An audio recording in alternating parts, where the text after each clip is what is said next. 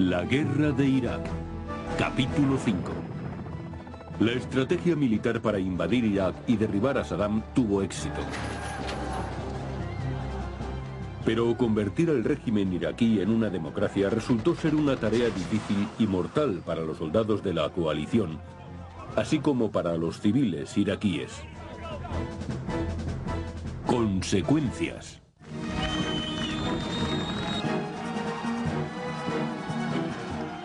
Tres semanas después de que invadieran Irak, los soldados norteamericanos eran vitoreados cuando recorrían las calles de Bagdad. Parecía que los iraquíes estaban emocionados, salían a celebrar la caída de Saddam.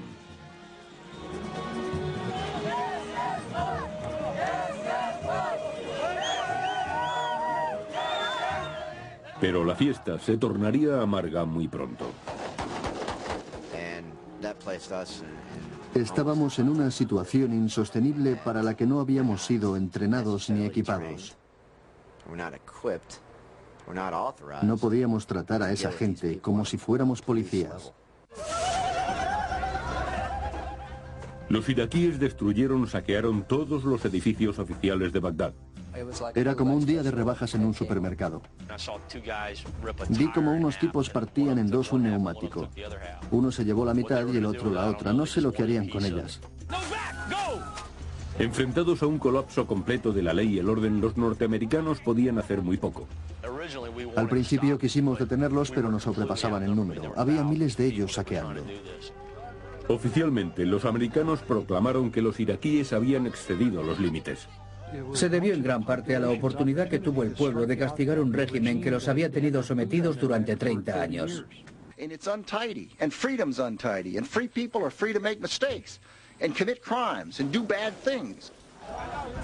Pero muchos iraquíes estaban indignados porque los americanos no podían detener el saqueo.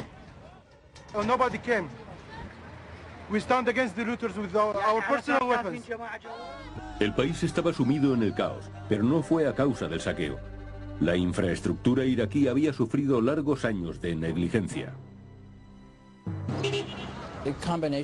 Lo que devastó a Irak fue una mala política económica, además de sufrir una década de sanciones y de poseer escasas infraestructuras. La infraestructura eléctrica, viaria y de comunicaciones era muy pobre. Cuando los estadounidenses intentaron que la capital volviera a funcionar, no obtuvieron ninguna ayuda interna. El partido baasista que había dirigido el país había desaparecido junto con Saddam Hussein. Parecía que a una señal el régimen se hubiera disuelto, casi al unísono. La persona que dirigía el sistema eléctrico se fue a su casa y también se fueron los que dirigían el sistema de aguas, el de filtración de aguas, la planta recicladora de agua, los conductores de autobuses, los taxistas, los que vendían la golosina. Todos huyeron. En una ciudad de 6,5 millones de habitantes, las infraestructuras desaparecieron en una sola noche. Por eso los norteamericanos tuvieron que reconstruir la ciudad. La administración Bush puso al frente de la reconstrucción al general retirado Jay Garner. Pero después de 4 semanas de caos, fue sustituido por Paul Bremer, un diplomático de carrera.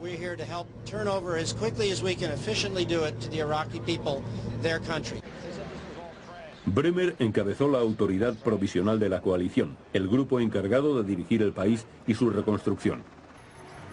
Junto a él trabajaban soldados estadounidenses y de la coalición, con algunas compañías privadas como Halliburton y Bechtel Corporation. El primer reto fue conseguir que volviera a funcionar el sistema eléctrico. Cuando los soldados norteamericanos llegaron a las afueras de Bagdad, los iraquíes habían cortado la energía eléctrica. Los ingenieros aliados se afanaron para reanudar el servicio, pero descubrieron que algunos iraquíes deseaban impedírselo. Había que combatir a los saqueadores que se dedicaban a destruir su propia ciudad y luego protestaban porque no restablecíamos el servicio eléctrico. Un auténtico desastre. Se necesitaron 8 semanas para reanudar el servicio, pero incluso después, el sabotaje siguió siendo un problema.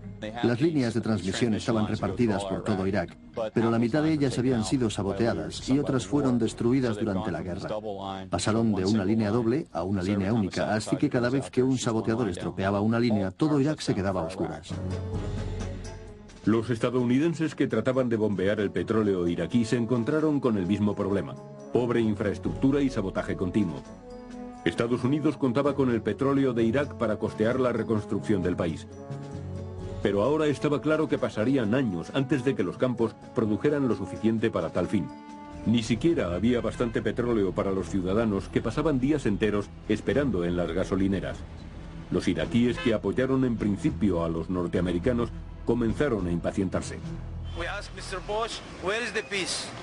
Where is the power? Where is the water? Where is the eat? That's all. Una de sus grandes quejas era que no podíamos hacer lo suficiente por ellos, no podíamos restablecer el sistema eléctrico, ni recuperar el sistema de aguas, ni garantizar la seguridad en las calles. Era terrible ir a un hospital y que te dijeran, no tenemos medicinas, nos las han robado. Nos gustaría ayudar a los enfermos. ¿Qué era lo que iba mal? Los estadounidenses que dirigían la autoridad provisional de la coalición no parecían estar preparados para aquella situación. Estábamos preparados para paliar una crisis humanitaria que nunca se presentó. Estábamos preparados para dar comida y alojamiento a las gentes, y resultó que no había gente que se hubiera marchado de su casa a causa de la guerra. La administración ha admitido que subestimó el problema de seguridad al que tendría que enfrentarse y que, por el contrario, sobreestimó la respuesta positiva y la cooperación que conseguiría de la ciudadanía iraquí. No era fácil. Es algo mucho más complejo que combatir una división iraquí en el campo de batalla.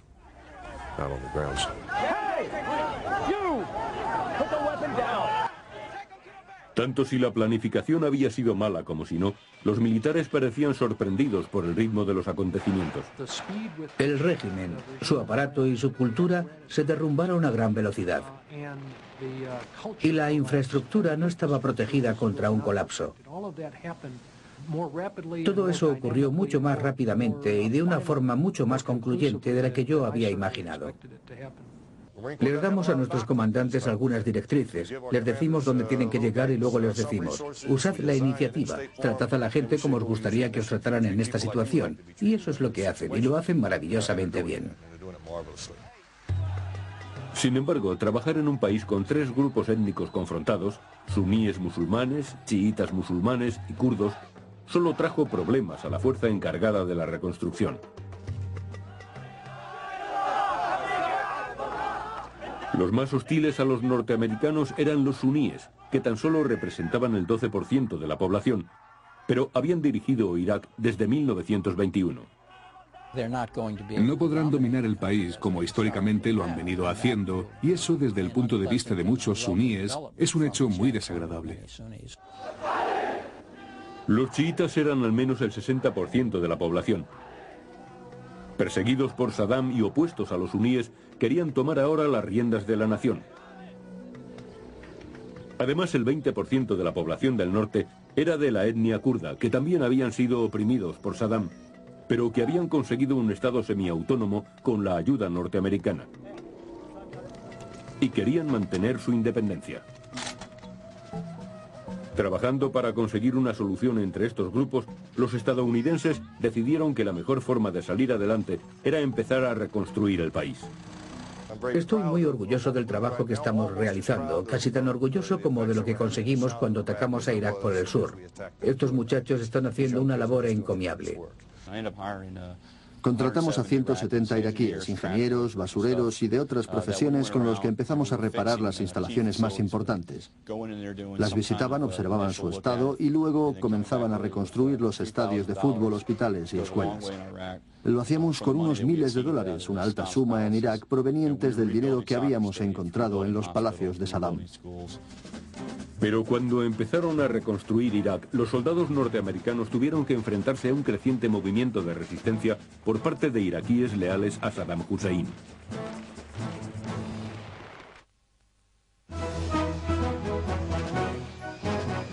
El 1 de mayo de 2003, el presidente Bush aterrizó en un portaaviones fondeado en la costa de San Diego. Major combat operations in Iraq have ended. In the Battle of Iraq, the United States and our allies have prevailed.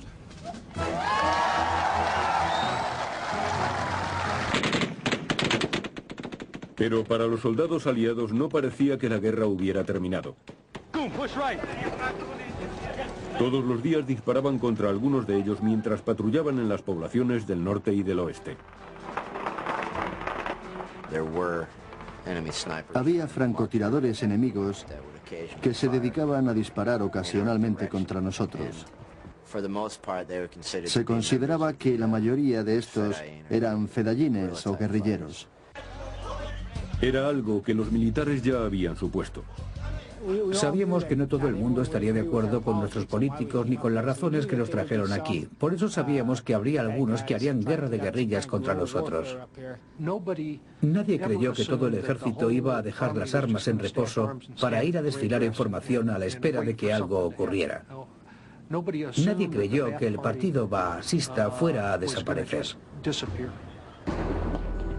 Estados Unidos creía que la resistencia estaba dirigida por miembros de alto rango del anterior gobierno. No se habían dado cuenta de lo mucho que la gente dependía del régimen para vivir.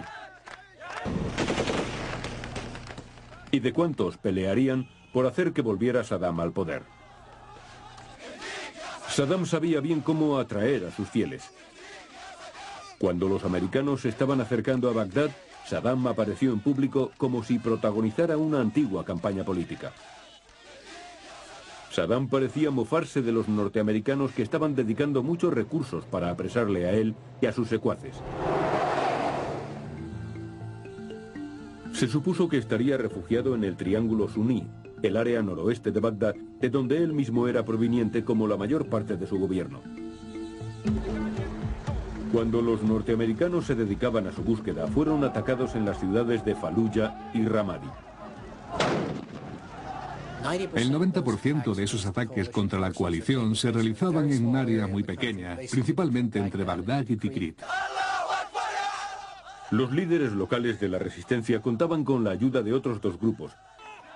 El primero eran 100.000 prisioneros políticos y pequeños criminales que Saddam había liberado en otoño de 2002.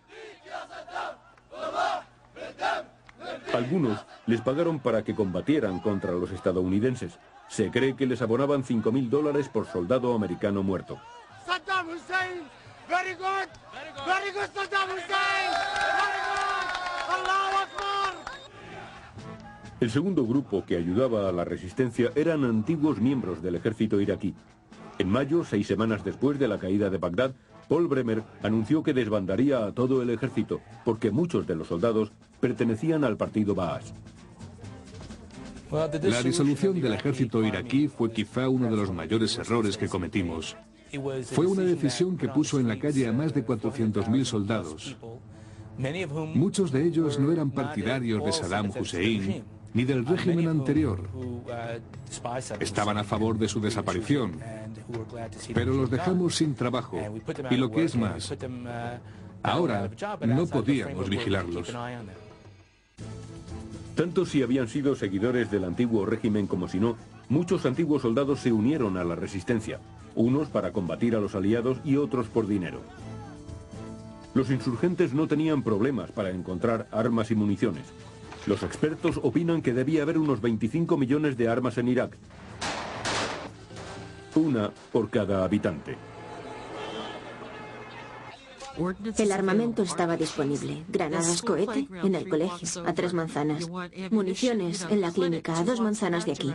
Era como un supermercado, no había más que ir a cogerlas. En todas las escuelas había munición abundante. No había 1 o 2 granadas de mortero, sino miles de granadas de 82 milímetros en el propio centro escolar. Y no era solo munición. Los insurgentes podían disponer fácilmente de granadas cohete y misiles tierra-aire. Algunos expertos dijeron que los iraquíes habían planeado esta nueva fase de la guerra. Parece que Saddam vio la película Black Hawk derribado y mandó copias en CD a muchos de sus comandantes de campo. A partir de las experiencias de Beirut, la Intifada y el Black Hawk, creyó que quizás existiera una segunda forma de derrotar a los norteamericanos. Si no era posible hacerlo mediante una guerra convencional, se haría con guerra no convencional. Había que probarlo todo. La guerra no convencional no les daría la victoria a Saddam y los suyos, pero causaría pérdidas entre los estadounidenses. Eso era lo que esperaban los iraquíes.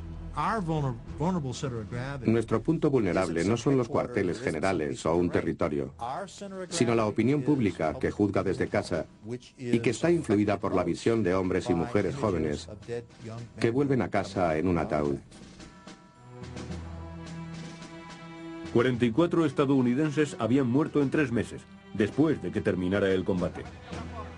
Pero los soldados eran atacados una media de 12 veces al día, aunque lo peor estaba por venir. El 7 de agosto, bombarderos suicidas atacaron la embajada jordana en Bagdad, matando a 19 personas. 2 semanas más tarde, se dirigieron contra las instalaciones de las Naciones Unidas.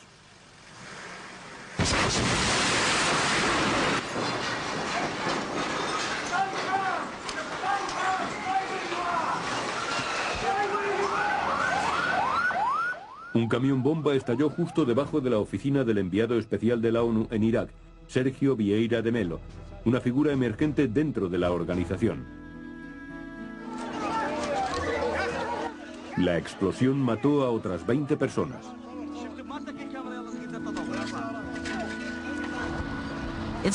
Disponían de información interna, usaron bien los explosivos, la sincronización fue perfecta, sabían muy bien quién dirigía las cosas y desde dónde. Esa información la recibieron de alguien que estaba dentro. Era una nueva forma de resistencia. No había solamente francotiradores individuales, sino ataques coordinados. El siguiente fue un ataque todavía más grave. Un coche bomba destruyó una mezquita en Nayaf durante los oficios del viernes por la tarde. Murieron 90 personas, incluyendo el ayatolá Mohammed Bara al-Hakim, uno de los líderes religiosos más respetados de Irak, representante de la moderación. Los iraquíes no estuvieron de acuerdo sobre quiénes fueron los responsables. Desde luego fue un atentado de Saddam y los baasistas. No forma parte de nuestra tradición hacer daños a las mezquitas o iglesias. No creo que fueran los baasistas. La resistencia, con sus ataques coordinados, no solamente atacaba a la coalición, sino a los iraquíes que trabajaban con ella.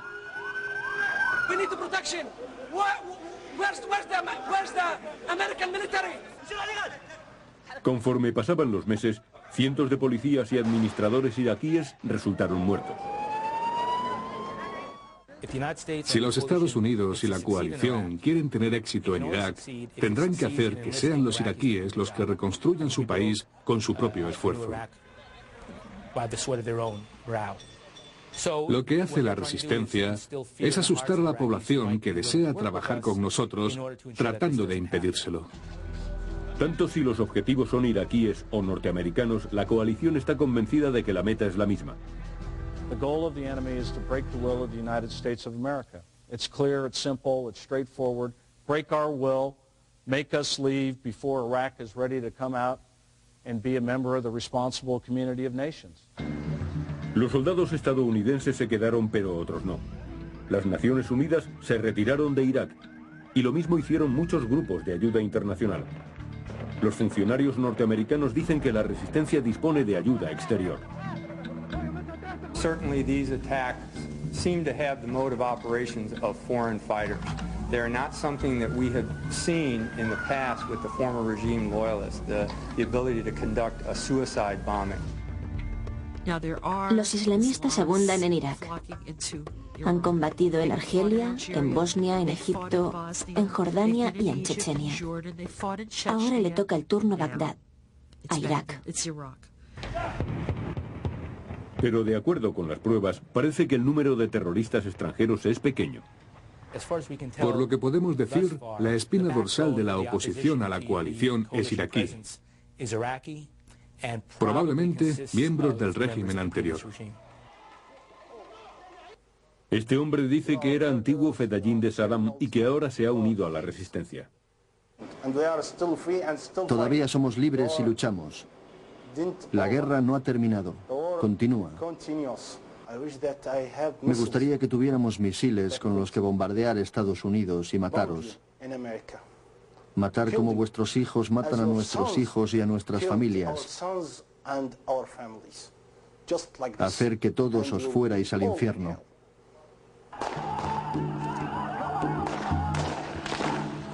El desafío para los estadounidenses consiste en combatir a la resistencia sin provocar a los iraquíes. Lo que más miedo me da es que respondamos a las provocaciones y nos creemos más enemigos. Creo que es justo lo que estamos haciendo. En esta incursión en la ciudad de Ramadi, en el corazón del Triángulo Suní, los americanos detuvieron a docenas de iraquíes. Toda esa gente puede ser inocente, pero no podemos tratarla como si lo fuera. Aunque si los tratamos mal, cuando nos marchemos, habremos hecho 20 o 30 enemigos. All Iraqi hate the American because of what they are doing in Iraq. They are hurting people. Ese odio se traduce en más y más bajas norteamericanas.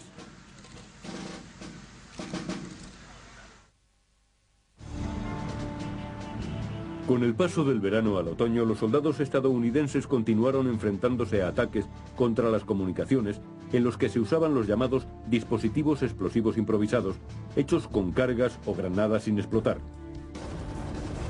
Los iraquíes también atacaron a los helicópteros que transportaban soldados dentro y fuera del campo de batalla. Este Chinook llevaba a casa soldados norteamericanos para disfrutar un permiso de 2 semanas. Perecieron 16.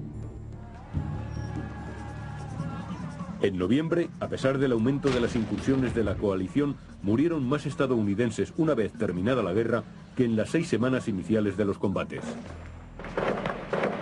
Hay que aceptar que cuando se tienen 130.000 soldados desplegados y un par de millares de partidarios del viejo régimen tratando de matarlos, necesariamente hay bajas. Otros componentes de la coalición, incluyendo policías italianos y miembros del Servicio de Inteligencia español, fueron también víctimas de estos ataques. Sin embargo, la gran mayoría de los muertos eran iraquíes. La coalición no solamente tuvo que enfrentarse a los ataques de la resistencia. La otra amenaza es la inseguridad ciudadana. Los robos de coches, las violaciones, asesinatos y saqueos. Si no tenemos éxito eliminando esa amenaza, los iraquíes no nos ayudarán a contener los ataques a nuestros soldados.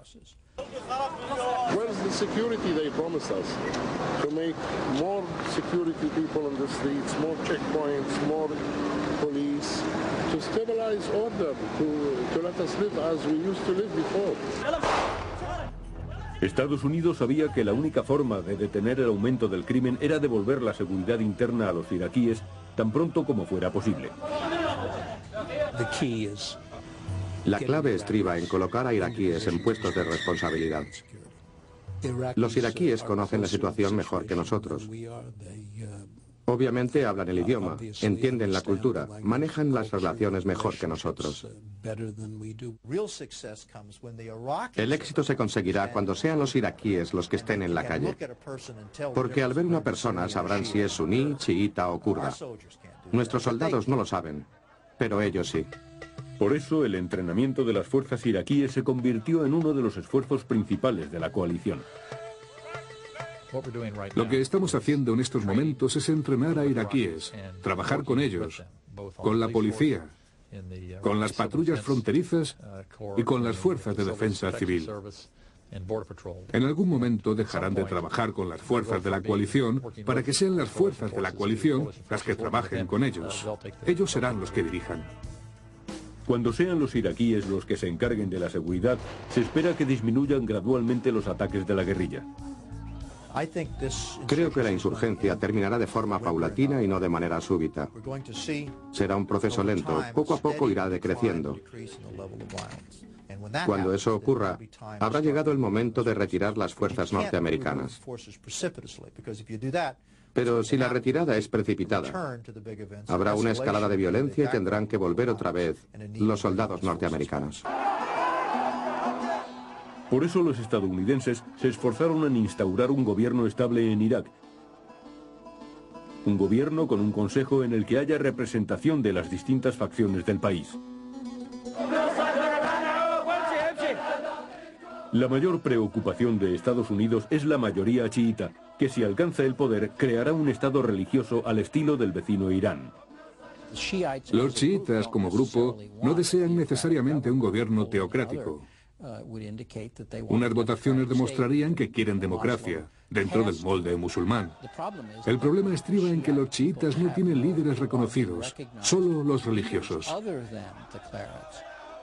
Apenas existe dentro de la comunidad chiita una dirección política laica. No estuvo permitida durante el régimen de Saddam, y todavía no ha habido tiempo para que surja. Mientras los chiitas trataban de resolver sus diferencias, los suníes trataban de paliar su falta de poder. El triángulo suní será una herida abierta durante muchos años, incluso después de que se cree un gobierno estable. Algo necesario en esas regiones, por supuesto, es darles a los que estuvieron muy identificados con el régimen anterior una esperanza de futuro, la esperanza de que no serán excluidos del nuevo Irak. Muchos creen que Irak deberá formar una especie de estado federado para apaciguar a los chiitas,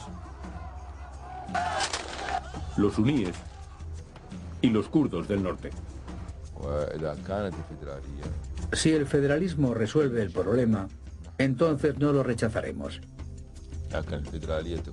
Pero debe ser un federalismo que mantenga la unidad de Irak y debe ser aceptado por el pueblo. Los norteamericanos pretendían la creación de un gobierno interino que entrara en funciones el 30 de junio de 2004 y que a continuación fuera redactada una constitución. Habría elecciones democráticas en 2005, pero la mayoría de los líderes chiitas exigían elecciones democráticas inmediatamente. Lo importante es que exista un principio, que debe ser el respeto a la opinión del pueblo y permitirle a este que sea el que juzgue. Necesitamos expresar este principio y las elecciones son el método adecuado para hacerlo. En enero, los chiitas organizaron una manifestación de más de 100.000 personas para demostrar su fuerza y sus intenciones. We want his promise. We want his word. We want election, not appointment. Pero los norteamericanos estaban convencidos de que no se podían convocar elecciones inmediatamente. There's just not sufficient electoral infrastructure, as I said before, in the country to accommodate that very accelerated timeline if the goal is direct elections. There hasn't been census in this country for over 20 years. There aren't constituent boundaries. There are no voter rolls. There are no political party laws. Estas son elecciones ideales. Pero si no son posibles, se debe buscar la manera de que el pueblo iraquí exprese su opinión. Norteamericanos e iraquíes recurrieron a las Naciones Unidas para que ayudaran en la transición a un gobierno elegido democráticamente. I firmly believe that if Iraqis can agree on the way forward, then we can have a legitimate and acceptable process. Mientras trataban de formar un nuevo gobierno en Irak, los estadounidenses proseguían una metódica búsqueda de los líderes del antiguo régimen y de sus arsenales.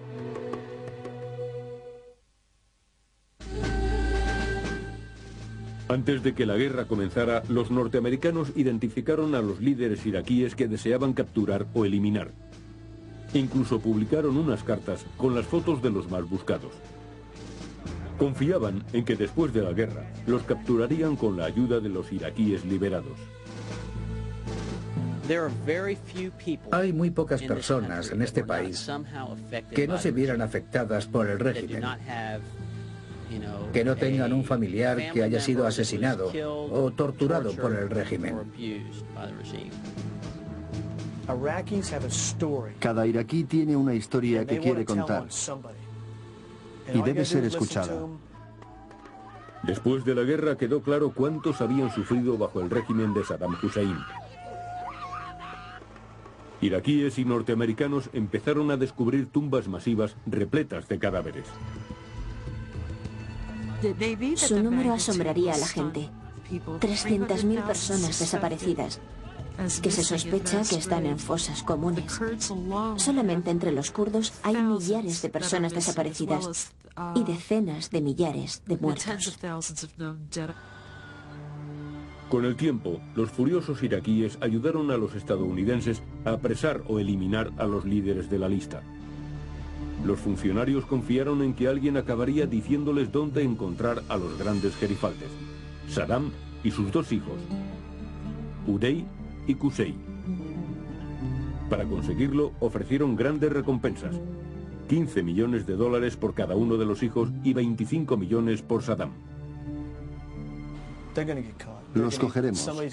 Alguien querrá la recompensa y los entregará. Hay una nación entera que quiere sus cabezas en una bandeja. En julio, los norteamericanos fueron informados de que Uday y Qusay podían estar en una mansión de Mosul. Los comandos rodearon la casa y lanzaron misiles anticarro TOW contra ella. Uday, Qusay, el hijo de Qusay y un guardaespaldas murieron. Fue una gran victoria para los norteamericanos. Se podría decir que Irak estaba dirigida por una trinidad muy poco divina. El padre y los dos hijos. Al suprimir a los hijos, se priva a Saddam de su legado. Si a un taburete de 3 patas, a esa trinidad, se le quitan 2, solo resta una. La muerte de sus hijos no condujo inmediatamente a la captura de Saddam. Más que nunca, Estados Unidos estuvo convencido de que se ocultaba con algunos allegados en las cercanías de su ciudad natal, Tikrit. En diciembre de 2003 fue capturado uno de los ayudantes de Saddam, el cual supuestamente conocía sus desplazamientos. Y así era. Aquel hombre les condujo a una pequeña granja cerca de Ad-Duar, al sur de Tikrit. Saddam se escondía en lo que los norteamericanos denominaban un nido de araña. Ladies and gentlemen, we got him.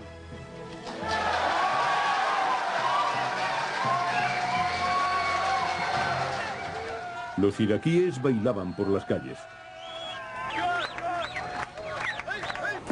Pero su captura no terminó con los ataques contra los soldados de la coalición. Aquellos que nos atacan serán llevados ante la justicia. Tratan de derrotarnos con la vana ilusión de que abandonaremos Irak y de que, de alguna manera, sobrevivirán. Los estadounidenses tuvieron menos éxito en otra búsqueda, la de las armas de destrucción masiva. La administración Bush había citado el programa de armas de Saddam como el motivo principal para invadir Irak. Saddam Hussein has a long history of reckless aggression and terrible crimes. He possesses weapons of terror. Saddam Hussein and his weapons are a direct threat to this country, to our people, and to all free people. Iraq had and still has the capability to manufacture not only chemical but biological weapons, and that Iraq had and still has literally tens of thousands of delivery systems, including increasingly capable and dangerous unmanned aerial vehicles. Ciertamente teníamos todos los motivos para creer que Saddam disponía de arsenales de armas de destrucción masiva. Naciones Unidas había informado acerca de su fabricación, aunque Saddam negaba su existencia. En junio, Estados Unidos envió un equipo de expertos en armas llamado Grupo de Inspección de Irak para investigar los lugares en los que se sospechaba que podía haber armas. 7 meses más tarde, en enero de 2004, el jefe del grupo, David Kay, anunció que no había encontrado nada. We were almost all wrong, and I certainly include myself here. I think there were no large stockpiles of WMD. El fallo, al no encontrar armas de destrucción masiva, enfureció a los iraquíes ya molestos por la ocupación norteamericana. Estados Unidos justificó la invasión de este país con el pretexto de que existían armas de destrucción masiva. Se demostró que era totalmente incierto. La otra afirmación era que existían conexiones entre el régimen previo y Al-Qaeda. También se demostró que era totalmente incierto.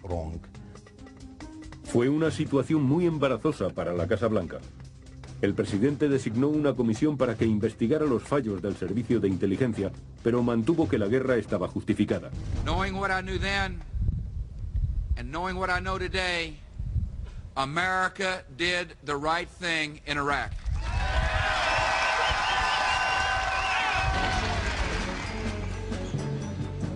Los norteamericanos tuvieron éxito al librarse de Saddam Hussein. Ahora, sus planificadores militares empezaron a estudiar los éxitos y los fracasos de la Operación Libertad para Irak. Quizá la lección más importante que los militares aprendieron en Irak fue la rapidez con la que las fuerzas militares se desplazan cuando trabajan juntas. Por primera vez en la historia bélica de los Estados Unidos, nos las arreglamos para fusionar muy bien las tecnologías de las campañas aéreas y terrestres. Fueron orquestadas por uno solo, y por decirlo así, para una sola batalla. Desde el principio, el general Tommy Franks consiguió desequilibrar a las fuerzas iraquíes. Uno de sus lemas es "la velocidad mata". Creía que cuanto más rápido se actuara, mayor sería la sorpresa táctica. Así conseguiría sus objetivos con menos pérdidas. Para mí el elemento clave de esta guerra no fue la capacidad de dejar fuera de combate al enemigo, sino la de pensar mejor que él. Pensar mejor que él no es exactamente ser más inteligente que él, sino hacerlo más rápidamente, introducirse en su ciclo de decisión, ser capaces de anticiparse a lo que él va a hacer. Casi todos los altos mandos militares opinan que la superioridad aérea fue la clave de la victoria. Sencillamente el enemigo no tenía dónde esconderse. No se le dio respiro, no pudo reagruparse. En cuanto empezó la guerra, cayó sobre él un ataque de precisión que duró hasta la toma de Bagdad. A poco de comenzar las hostilidades, la coalición destruyó todas las defensas aéreas iraquíes. Por eso los aviones aliados pudieron volar y bombardear continuamente. En cuanto su sistema integrado de defensa aérea fue destruido, fuimos dueños de los cielos. Cuando se es dueño de los cielos, el enemigo vive en una casa con paredes de cristal. Leí el informe de un comandante iraquí que creyó que durante todo el tiempo tenía un espía en su unidad. Eso se debió a que en medio de una tormenta de arena, con sus vehículos escondidos en un palmeral, nuestra fuerza aérea lanzó sobre ellos, con gran precisión, bombas de 1 tonelada. Mientras las fuerzas aéreas mostraban sus armas de precisión, en tierra se contaba todavía con viejas y conocidas armas, como el carro M1A1, usado tanto por la infantería como por los marines. Aprendimos que los carros y los Bradleys eran muy buenos para las operaciones urbanas. Avanzan muy rápidamente y combaten al enemigo. Por el contrario, una fuerza más ligera de infantería puede tardar semanas en hacer lo mismo y sufriendo más pérdidas. En esta situación, el shock producido por los carros es de un valor extraordinario. Contamos con uno de los mejores carros, si no es el mejor del mundo. Los antiguos sistemas de artillería también desarrollaron un gran papel. La fuerza militar del futuro deberá tener velocidad, información y precisión, pero también tendrá que contar con antiguos valores, particularmente cuando se alcanza esa dura fase de proximidad en la que el enemigo pelea con tenacidad y en la que hay que someterle con medios convencionales. Puede que Estados Unidos usara en tierra armamento antiguo, pero lo empleó de una forma nueva y sorprendente. Los marines fueron el mejor ejemplo. Avanzaron mucho tierra adentro cuando su misión tradicional siempre había sido la ocupación de playas y costas. Esto era un poco diferente para ellos. Sus maniobras les llevaron a 800 o 1000 kilómetros dentro de Irak. Creo que han demostrado su valía para operaciones terrestres futuras. Se eligió a los marines debido a su capacidad de adaptación. Necesitaremos fuerzas que puedan hacer más de una sola cosa y que sean muy flexibles. Creo que los marines lo demostraron adentrándose en tierra. Los marines ayudaron a extraer otra de las lecciones fundamentales de la contienda. el importantísimo papel de la logística. Para un avance tan profundo en tierra no disponían de la infraestructura suficiente. Por eso el cuerpo de infantería tuvo que encargarse de la logística de todas las fuerzas terrestres. Un ejemplo perfecto de cooperación. Pero abastecer a 100.000 soldados avanzando rápidamente a través de un vasto territorio resultó muy difícil. Descubrí que supimos desarrollar muy bien una logística conveniente en el teatro de operaciones. El problema fue distribuir los suministros a las formaciones tácticas en un campo de batalla tan extenso. La logística, además del caso del combustible, tuvo a veces fallos garrafales. En un informe del ejército se dijo que la logística fue un caos. Además, al extenderse tanto las líneas de abastecimiento, se convirtieron en presa fácil de los ataques iraquíes. Aprendieron que era muy difícil matar a los norteamericanos de vanguardia. Muy difícil enfrentarse a los carros y a la infantería porque están muy bien entrenados en el combate cuerpo a cuerpo. Así que decidieron atacar de una forma efectiva y económica a las líneas de abastecimiento, donde hay menos soldados y la defensa es más débil. A pesar de nuestros esfuerzos, esos soldados no están tan preparados para el combate cuerpo a cuerpo. Otro problema al que los militares tuvieron que enfrentarse fue el de los heridos o muertos de primera línea a causa de fuego amigo. Los marines perdieron 9 hombres en Nasiriyah cuando un avión A-10 estadounidense disparó por error contra ellos. Algo que se echa de menos en la cooperación tierra-aire es un sistema de identificación amigo-enemigo. Perdimos muchos hombres en las 2 últimas guerras debido al fuego amigo. Y en gran parte se debió a la aviación. Hasta que tengamos ese sistema, seguiremos utilizando los aviones y perdiendo gente. Eso no debe ocurrir. La tecnología puede ayudar. Se pueden diseñar sistemas que permitan identificar a los combatientes en el campo de batalla. Y debe hacerse.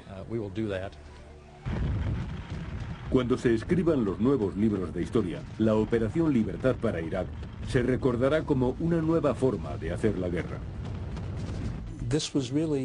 En algunos aspectos, fue la primera guerra moderna. La primera en la que tuvimos capacidad para detectar los objetivos y transmitir sus condiciones en tiempo real, algo que tuvo un efecto devastador. Nadie más en el mundo puede hacer eso hoy en día. Sin embargo, el problema persiste con la ocupación posterior. ¿Se disponía de tropas suficientes para garantizar una ocupación con éxito? ¿Estaban entrenadas para esa misión? Probablemente la respuesta sea no. No existe duda de que en esta clase de guerra, la capacidad para comunicarse en la lengua de la nación ocupada y de establecer contactos humanos es vital. Es un área que quizás hayamos descuidado durante una generación. Y ahora estamos pagando un precio muy alto por ello. Estados Unidos quiere reducir inmediatamente el número de soldados y administradores en Irak. Cuanto más tiempo estén allí, más recelo despertarán en los iraquíes. Que nos libráramos de Saddam y de los diabólicos baasistas no quiere decir que la ocupación sea una cosa buena. No debería haber ocupación. Nos hemos librado de un pequeño demonio y ha venido otro mayor. Somos una potencia ocupadora. No me gusta que lo seamos, ni a la mayoría de los estadounidenses. Este es un mundo desagradable. Ellos quieren que se les devuelva su país. Lo merecen y lo tendrán. El objetivo para la administración Bush es que Irak se convierta en una democracia estable. Un ejemplo para otros países de Oriente Medio. Francamente, quien controle Irak controlará el destino de Oriente Medio. No podemos marcharnos de allí hasta que exista un gobierno estable. Quizá no sea una democracia, pero al menos deberá ser estable para que los baasistas y los partidarios de Saddam no puedan regresar. Confío en que sea un motivo de inspiración para las gentes del mundo árabe que desean ver el fin de la dictadura bajo la cual viven. Pueblos que quieren organizarse políticamente y liberarse. Pero la democracia y la estabilidad se muestran esquivas. Esta es una fase muy difícil. Nos estamos ocupando de un país que durante décadas ha sido gobernado mediante el miedo y el terror. No resulta fácil cambiar la situación. Un año después de la invasión, los soldados norteamericanos siguen en el frente. Siguen combatiendo por el futuro de Irak.